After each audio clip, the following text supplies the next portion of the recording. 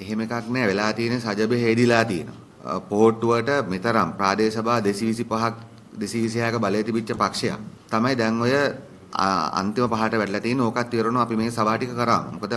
මොකද පළවෙනි දේනේ අපේ පන්ති මන්ත්‍රීතුමාලා ගම්මට්ටමේ මන්ත්‍රීවරු වශයෙන් තහවුරු ප්‍රසිද්ධ ගමේ තහවුරු වෙච්ච අය නෙමෙයිනේ අතිබහුතරය. ඒක ඇත්ත. අපේ අලුත් අය. ඒත් ඒගොල්ලන්ට මේ අවුරුදු 4ක් තිබෙනවා ගමේ වැඩ බල ලොවෙත් නැති වෙන්න වැඩ කරනවා මතක තියාගන්න. ලොවෙත් නැති වෙන්න වැඩ කරනවා.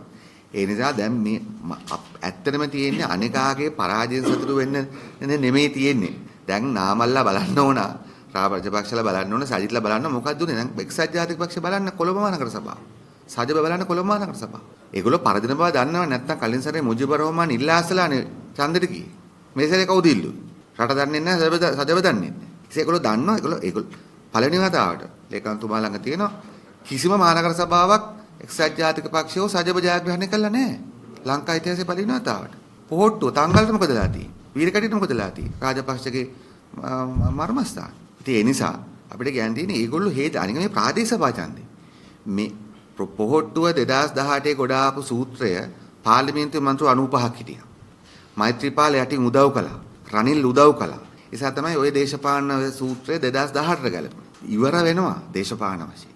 අලුත් පක්ෂ මොකුත් ඇවිල්ලා නැහැ. මොකද මේකේදී ඔබතුමාලා දකිනවා ස්වාධීන කණ්ඩායම්වල මන්ත්‍රී සංඛ්‍යාවරම් බලන්න. දිනන මම එක දෙයක් කියන්න බැරුණා ලේකම්තුමාලා දෙදෙනාම සිනුත් ඒක කිව්වන හොඳයි. ඇත්තටම ගත්තොත් ඊටමත් අද ජාතිවාදය පාවිච්චි කරා මේ මැතිවරණේ. ඊටමත් අද දූෂණය පාවිච්චි කරා. ඒගොල්ලන් සල්ලි බෙදුවා. අපි ඉලෙක්ෂන් කමිෂන් පැමිණිලි කළා තිබෙනවා. එහෙනම් අපි ප්‍රාදේශ සභා මැතිවරණ කරෙත් ඊටාම ඉහළ දේශපාලන සංස්කෘතියක් ඇත. කිසිම රාජදේපල පාවිච්චි කරන්නේ නැතුව. කිසිම දූෂණ මේකක් කරන්නේ නැතුව. නමුත් අපිට ඉතා පැහැදිලි කරලා කියන්න පුළුවන් අපේ අයට පහර දුන්න ඩෙල්ෆ් වලදී, යාපනයේදී, පොළොන්නරුවේදී අපේ කාර්යාල කැඩුවා.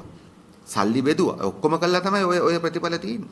ඒ නිසා ප්‍රාදේශ සභා මැතිවරණකින් ගොඩ එන්න නම් තව ගොඩාක් සාධක සම්පූර්ණ වෙන්න ඕනේ. ඒ නිසා දේශපාලන වශයෙන් ජාති ජන බලවේග ඉතා පැහැදිලි පදනමක් දාලා තියෙනවා. අපි දහස් ගණන් තරුණ දක්ෂ අලුත් ගම්මට්ටමේ නායකයෝ තවාණක් දාලා තියෙනවා.